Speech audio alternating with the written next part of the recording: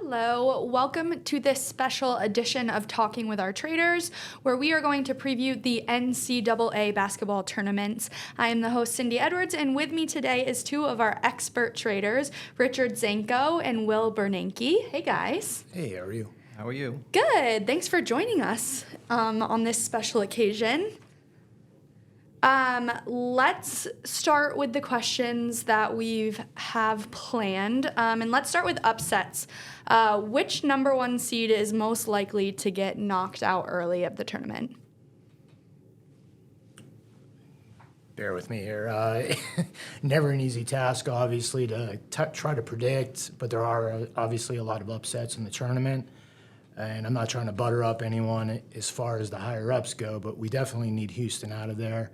And the way the bracket has shifted, actually, in this first round going into the second round, it looks like if Houston can obviously get through Longwood, they'll have a tough matchup in that second round against Nebraska or A&M. And I think Houston has shown at times that they had that stifling defense, but on the offensive side of the ball, I mean, they've shown at times that they're just not able to. They go through scoring droughts, I should say.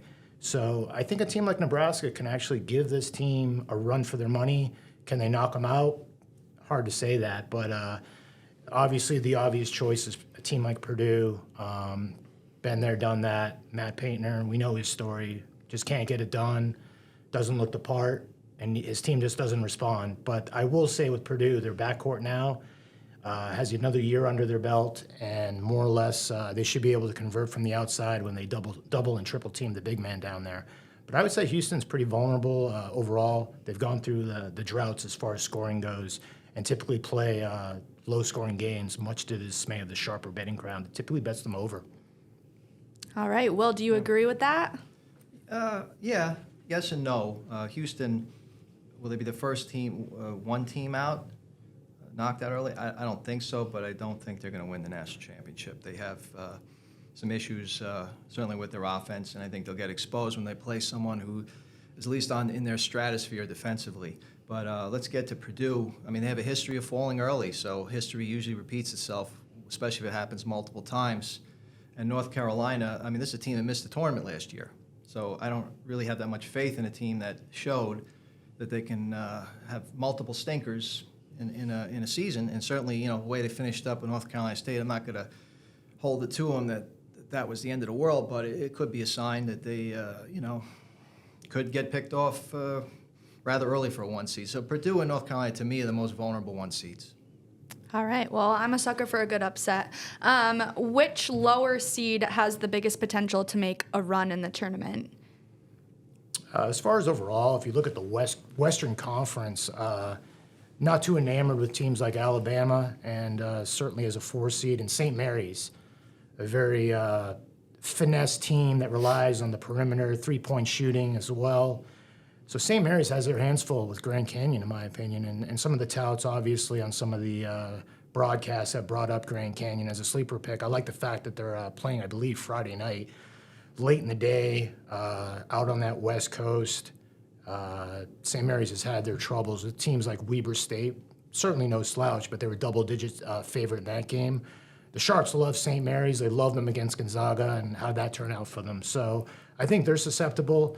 Alabama, haven't been a fan of them for the last few years. I picked on them with the run UCLA had against them, and certainly San Diego State last year as well. So it could be a problem with Nate Oates. Looks great in the suit, by the way. It's a nice checkered suit out there, but he thinks he's coaching football or something. So I think Charleston can give them a run for their money as well. Them as a 13, Grand Canyon as a 12, and look out for Akron. The Sharps love Creighton. The betting public does too. Look at their Big East resume. I mean, they were battle-tested, had troubles with some of those teams in the Big East Conference, besides UConn, of course. I think it was Providence, Villanova, and UNLV. I mean, they came out here, and UNLV, punched them in the gut there. So I'm not a fan of Creighton. I know a lot of the wise guys and sharper bettors are like them. I don't see much there. Agree 100% with Grand Canyon. The Akron with the coach, John Groce. He was coach at Ohio University when they made their runs a few years ago, so he knows what it takes. He's not going to be intimidated in that setting, and I think his players will feed off his experience. Grand Canyon is a better matchup with St. Mary's than they did with Gonzaga last year. I think their post play won't have as much issues as they did last year. Another low seed. I mean, it's kind of a popular one, but it is what it is. McNeese State, I think, has potential to make a run because Will Wade was a Power 5 coach, did a real good job, reasonably well with the controversy at LSU, and I think it'll translate into the tournament here where they're not going to be intimidated. A couple teams that maybe win a game, Cinderella-type teams, but maybe not make the deepest run, that could cause problems. Colgate, believe it or not, everyone's kind of writing them off this year. I know they're playing Baylor, and I know that's really tough, tall order. But it seems like people are ignoring them because they didn't have the flash offensively they've had in the past few years. But they're much better defensively this year, and they'll limit possessions in a game like that. Where if it's a close game, they're used to those kind of close games, grinded out affairs, and I don't see a team like that being too nervous. They can execute down the stretch. And Baylor has shown this year that they've had trouble holding leads at least a couple times that I remember. So those are a few off the top of my head. Nice. I like a good Cinderella story. Okay, let's do semifinal and tournament predictions. What are you guys thinking? I'll take this one first. I think UConn repeats. I think they're just determined to not only win, but Dan Hurley seems like he wants to cover spreads too. He's just hell-bent on not only winning the game, but humiliating his opponents. Like Rick Pitino was a controversy in that game where Pitino was upset. Hurley's father was on the sidelines, and you can just kind of look in the face of Hurley. He just wants to, put 100 on them. So I just feel like they're a determined team that wants the back-to-back. Hurley wants to, the family legacy to have that on his resume. Hey, Bobby, hey, Dad, I got the back-to-back titles. I should be, have a place at the table, so to speak. And obviously UConn really doesn't have any weaknesses. I mean, if you stop them stop them one way, they come at you another way. They come at you waves, and if they're down 10, it seems like they laugh it off, and they're up 20 before you blink an eye. So it's a team we've kind of stayed ahead of all year with markets, knowing that how good they are. But it's hard to see anybody beat them. That would be my national champion. As far as who they play, that's a tough. I really don't know. I'm so focused on them kind of winning it all. So that's my pick. But I know it's kind of chalky, but it's hard to see them getting bounced. It would take a monumental effort to beat them, but it's happened before. I like it. Yeah, I like his commentary there. If anyone's actually watched us booking, I'm sure some of the guys on screen are like, what are they doing with UConn? We don't want to take them on and let some of the other books in town and on screen deal with them. Right. Got a chip on their shoulder. Hurley, great testament there by Bernanke as far as just, relaying the message that he wants a place at the table. His brother, obviously, at Duke. His dad was a renowned coach in high school, I believe, or whatever in that. So it means a lot to him. He's running the point spread up. I mean, he probably knows we're being disrespected. Everyone's counting us out. So I do like that call. We've stayed ahead of them all year. Me personally, I think Arizona's legit. I have Bernanke as my right-hand man. Obviously, Lloyd there at at Arizona was Few's right-hand man over there at Gonzaga. Great recruiter. They have some great talent there. I like the fact that they brought Love in there. He seems to be working within the system well. He's a little bit of a loose cannon. They got rid of one of the guys. He went to West Virginia, probably because he felt like Bob Huggins was going to be there, and that didn't turn out so well. But I like their backcourt. Boswell with the shooting, Pella Larson, the big man down low, Obala. It's the pack is being disrespected. They only have a few teams in there this year, obviously. A 2 seed, the draw seems favorable. Let's see what they can do. But it's going to come down to coaching, so it's always a key. So, Lloyd has disappointed at times, but talent-wise, I think they're coming in ready to go. I like it. Okay, how much does recent form in the conference tournament impact the odds for a team? It affects the way bettors see the teams in round one, the recency bias. Right. So, for example, I think bettors will want nothing to do with Virginia in their play-in game if they're losing the way they did to NC State, blowing the game, basically giving away the game. Reminded me of Mario Cristobal, the Miami Georgia Tech football game. Just take a knee, the game's over, just foul the guy. You always foul with a three-pointer under 10 seconds left. The game pretty much, the chances are like 99.9% you win. So he didn't do that, and I think bettors are furious about it, and they're not going to back Virginia. Clemson's another team, and I mean, who's talking about them? They backed in, they got blown out. So I think there's something to how you play in a conference tournament. Especially teams that are on the bubble that bettors don't think belong there or deserve there. They want to almost angrily, with fury, bet against them and show, hey, I'm going to show you don't belong. I'm going to bet against you. And a lot of times, those teams actually are dangerous. Look at Syracuse a few years ago, made an Elite Eight run where everyone said, what are they doing here? Should have no business here. So it's a whole momentum does not carry into the tournament. Momentum is built in the tournament. Starts from the opening tip of your first game. Everything else is out the window. It's kind of like starting pitcher in baseball. You're only as good as your next day's starting pitcher. Same thing. But bettors don't see it that way. We have to be ready for that with the recency bias. And it's pretty easy to anticipate what they'll do, but you just have to be ready. Right. As a Syracuse alum, I'm very excited you brought that up. Ncaa? Yeah, great point by Bernanke once again. I backed UCLA 3 years ago. They limped in as an 11 seed, took care of Michigan State in the play-on game, and then all of a sudden it was a go. Cronin, the team rallied around the whole situation, and sometimes when you can just limp in or no one really gives you a chance or really thinks much of your team, the team carries around and gets together around that situation. You need a well coach and bought in, and Cronin did that with UCLA, I should say, 3 years ago. Probably should have been in the national championship game against Baylor. Unfortunately, they lost to Gonzaga there. But needless to say, it goes the other way as well. Teams like Illinois and Iowa State, I'm not a fan of Iowa State. I know they, racked up a huge win against Houston and poured it on by 30 points and whatnot. To me, that was their Super Bowl. They have their hands full just as, against South Dakota in that first round, South Dakota State, I should say. And then they play the winner of the Drake Washington State game. And the wise guys, I like Drake originally as well. We opened at Pick'em, and some of the sharper crowd here in town seems to gravitate towards this Drake angle.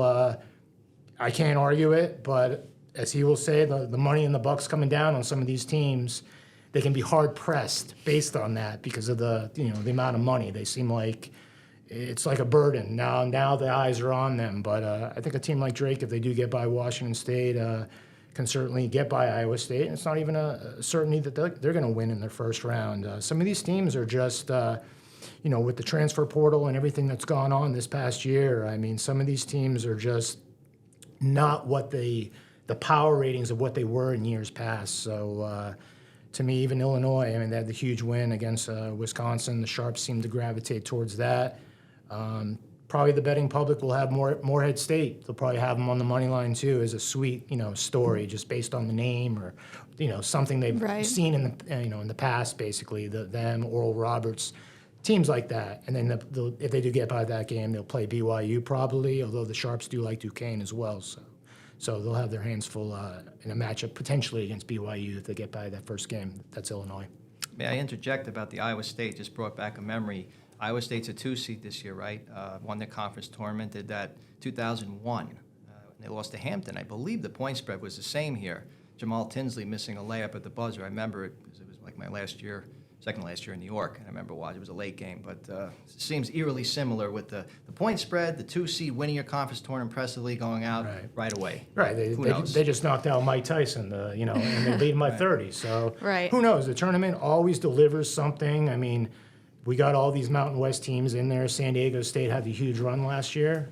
Now they're playing a UAB team that no one thought was going to be there. They were thinking South Florida was going to be there. They're not. That's not the case. So they're playing this Blazer team. Who knows? UAB, I mean, can certainly give one of these. There's a lot of these Mountain West teams in, and who's to say how good some of them really are when you really cut it down, basically. Right. Are you guys surprised by anything anymore? Nope. Could there be any outcome where you're like, oh my God, I didn't see that coming? Or you're just like, it's a free-for-all out there. Anything can happen. Probably if a 16 seed won it all, I'd be a little surprised. Yeah. That would probably be. I mean, I was stunned when they clotheslined the guy from Duke on the Wake Forest crowd, and they stormed the court. Basically, they haven't been the same sense. I will say, this Duke team. I mean, I mean, the coach, I mean, obviously Krzyzewski's not there anymore. They got a guy that looks like Christian Leitner without the villain appeal. But they'll get it together. But they have a tall order playing Vermont in that first round. And certainly if Wisconsin can get by James Madison, which will be the darling probably of some of the sharper and even the betting public, the 5 towards 12 seeds that we have talked about, they'll gravitate towards some of these 12 seeds, especially on the money line. Yeah. Which matchup are you looking forward to most, personally? For me, probably Charleston and Bama, just because it's intriguing with the total. Charleston beat my alumni, Stony Brook, in the last game in overtime, so I was disappointed there, but I think that this total being 170, 171, I don't know where we're currently right now, but such a high total be a very entertaining game, and I think Charleston has a chip on the shoulder from last year, losing a close game, relatively close to San Diego State, and Bama could be a team that's limping in, so to speak. I think Rich mentioned it earlier, but it should be entertaining just from a tempo aspect.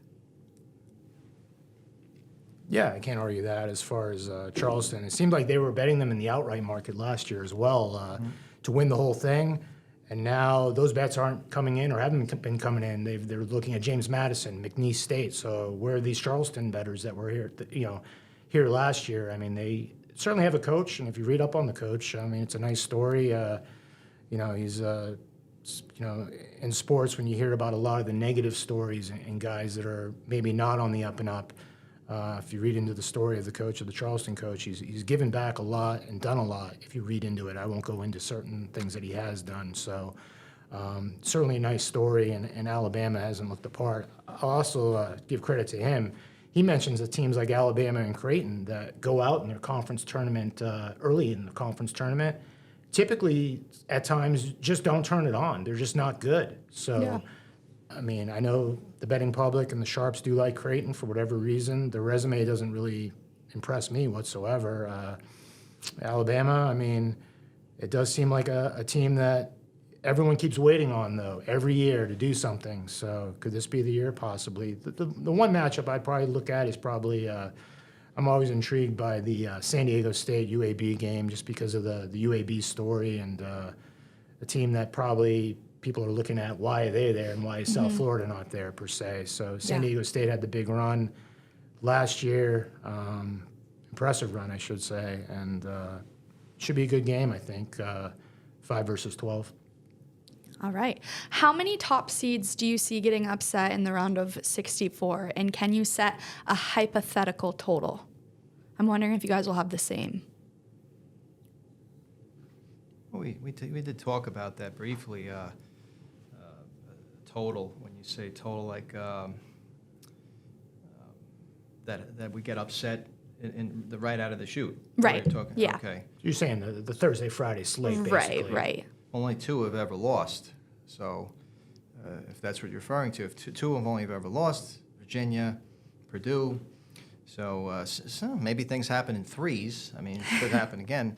It's definitely going to become, I felt like it would become more common because of the transfer portal. 1 seeds have lots of talent, 1 seed talent, but not the continuity they had in the past. I think that leads to players knowing they're going to be going to the draft. Let me back off. I don't want to play as hard here. Where they're not as devoted to, maybe their school as they had been in the past. I think that's plays into it a little bit. But as far as the total goes. Are you talking just the 1 seeds per se, or 1 through 4? 1 through 4, yeah. 1 through 4. Yeah, Yeah. so we got 16 teams we're dealing with here. We said, 3.5 or 4.5, something like that? Yeah, I mean, I mean, it's obviously, you got UConn and North Carolina, Houston, obviously, and then Purdue has been susceptible, zone I'm high on. So you got Iowa State.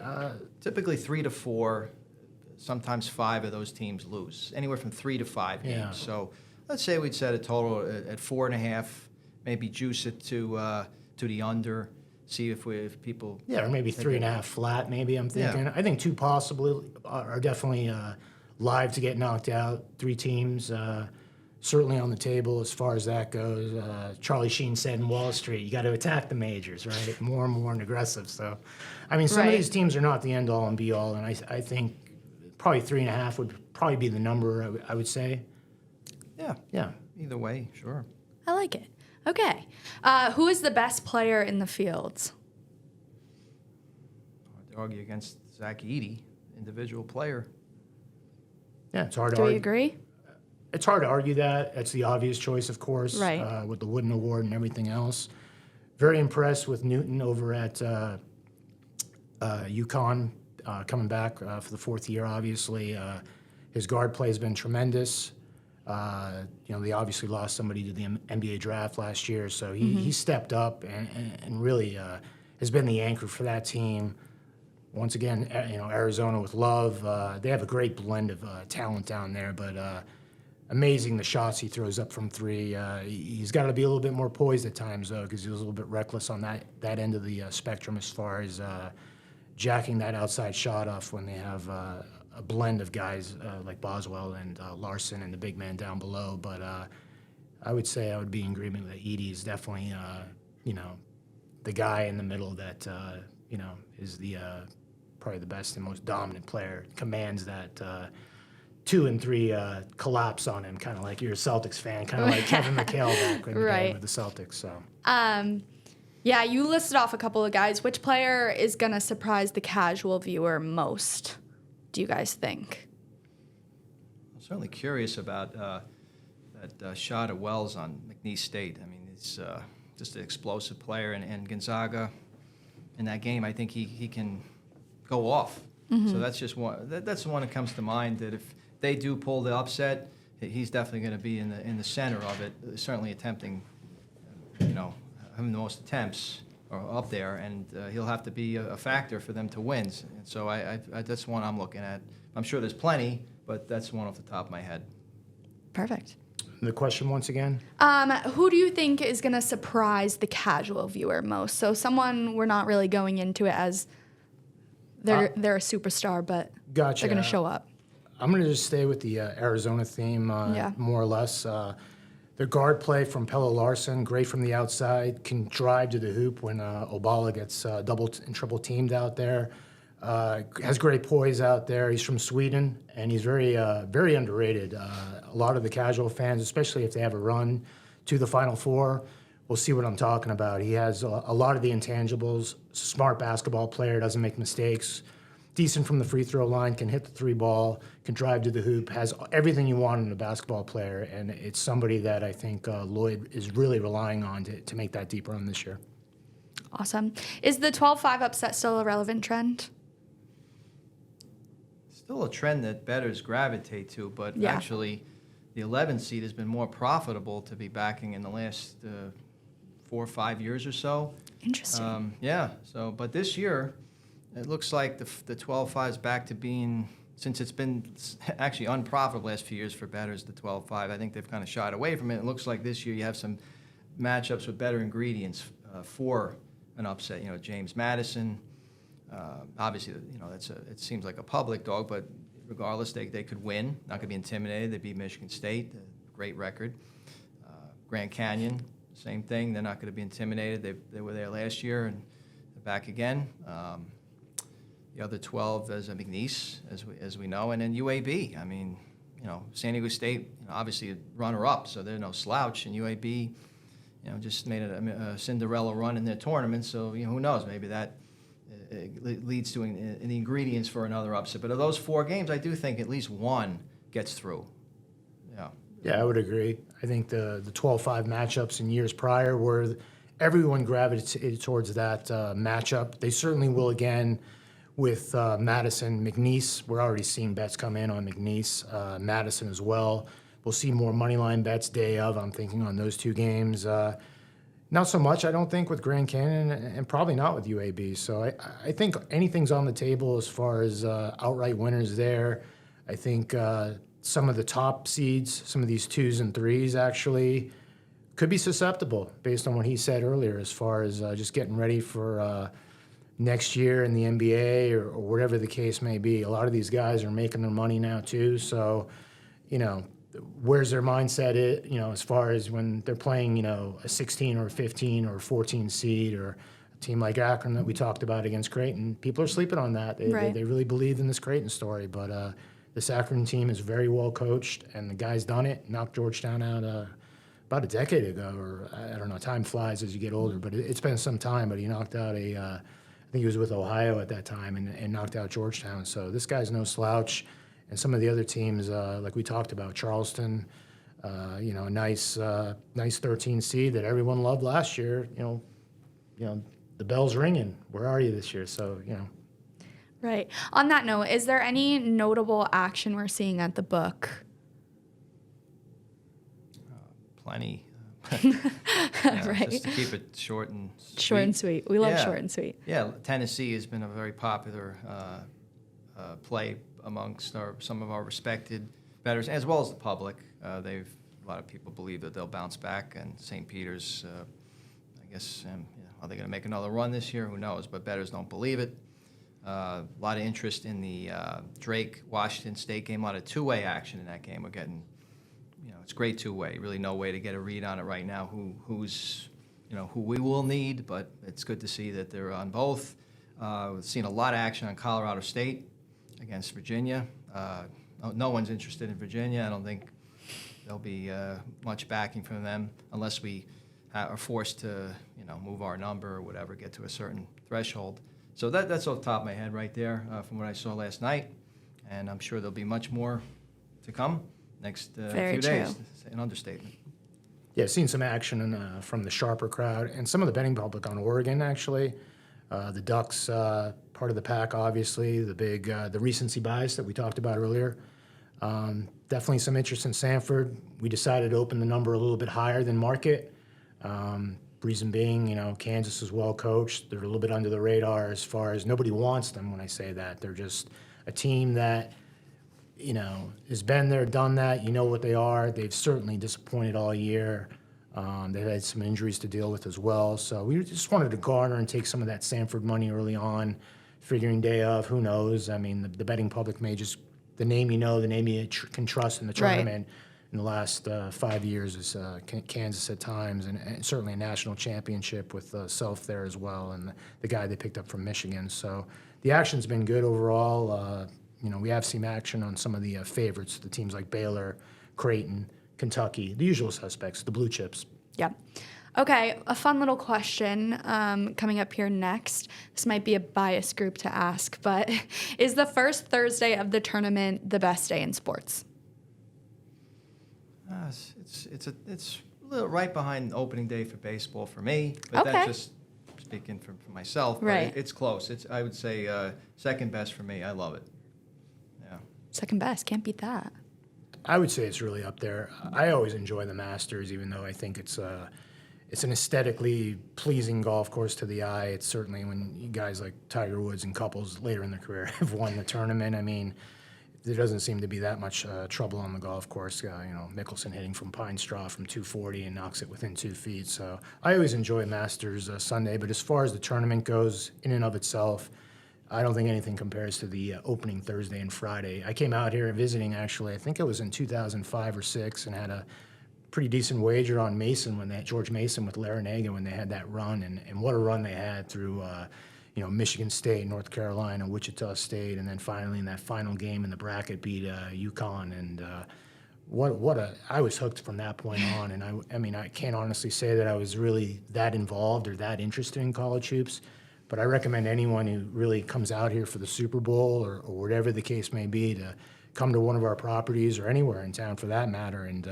you really get to see all the personalities and characters and all the games going on and the betting fever and alumni that have gone to the schools. Nothing else compares to it. It's by far, it dwarfs the Super Bowl because of that one day, that Right. opening weekend especially.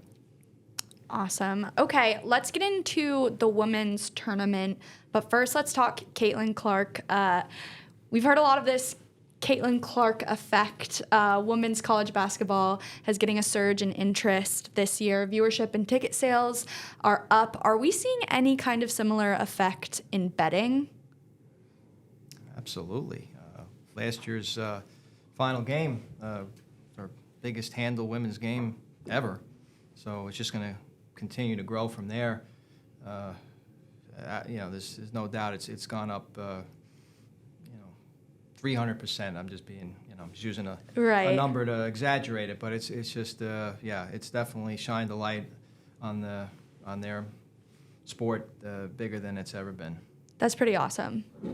Yeah, I heard it was neck and neck, so to speak, with the NASCAR race that was going on this past weekend. It's always great when you have an array of things to bet on. The women's college hoops with the storyline last year, it's like a snowball effect. It continues to grow. We offer a lot of the games, unlike some of our competitors in town, on some of this stuff besides the outright market. And it's going to continue to the betting action. You'll continue to see as it gets closer and closer to the national championship game. It's certainly a nice story, beating Maravich's record as well. I mean, a little before my time. I'm not that old, but Still Pete. yeah, I mean, they didn't even have the 3-point line back then and everything. So, in the NBA. So to break a guy of that stature's record and everything, it's big stuff. And it's really, the women's hoops is definitely in the WNBA as well. It's growing. The betting interest is there.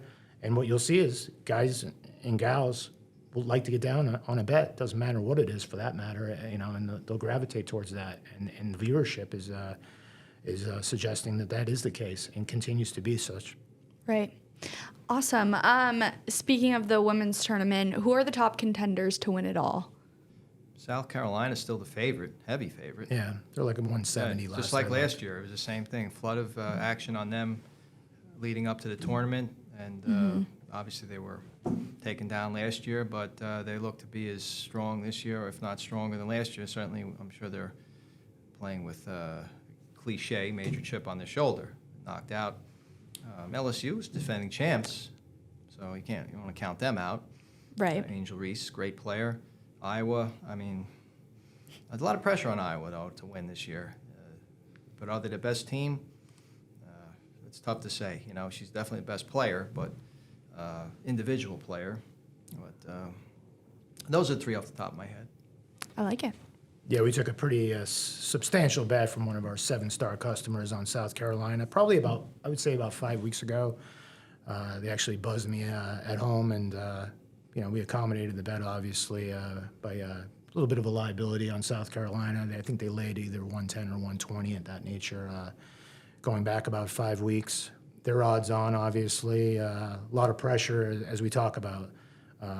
As a storyline builds and Caitlin Clark, you start to tense up. The pressure, the money, all of a sudden, it all comes on you, and all of a sudden, a team can wilt when that pressure's there. Not saying they're going to, but South Carolina, LSU, obviously back-to-back champ, can never discount a champion.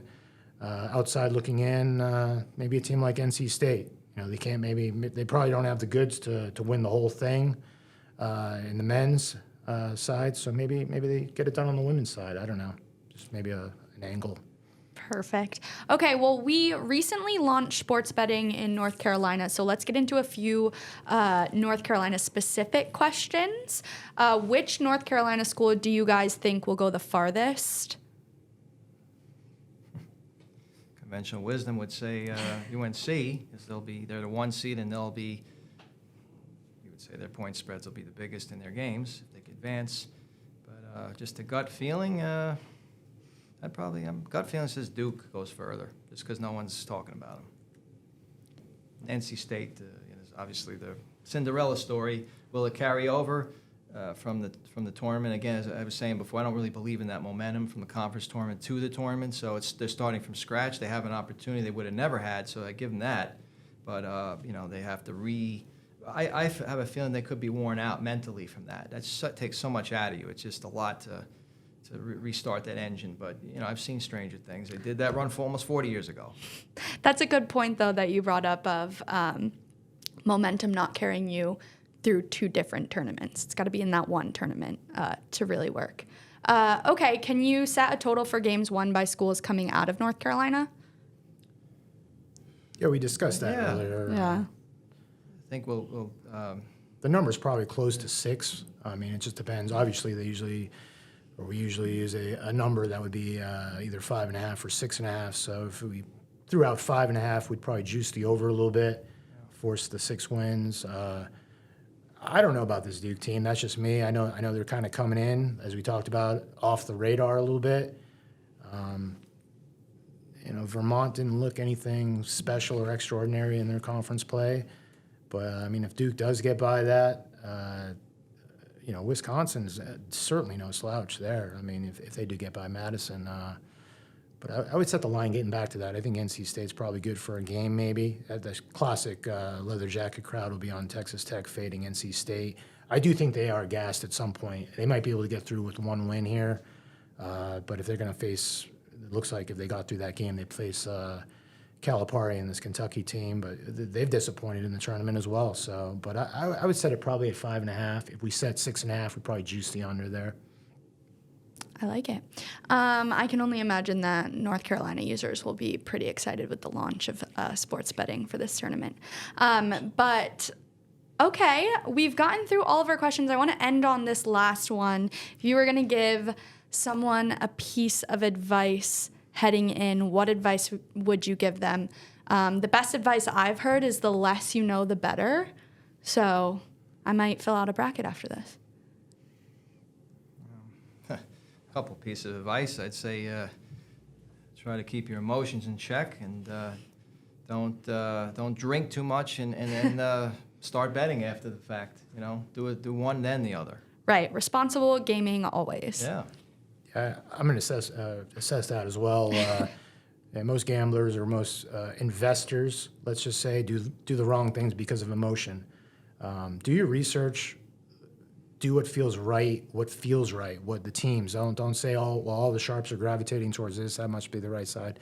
The tournament, anything goes. Just because the betting public's on McNeese or James Madison, they can still win the game. And even though the dollars and bucks are behind it.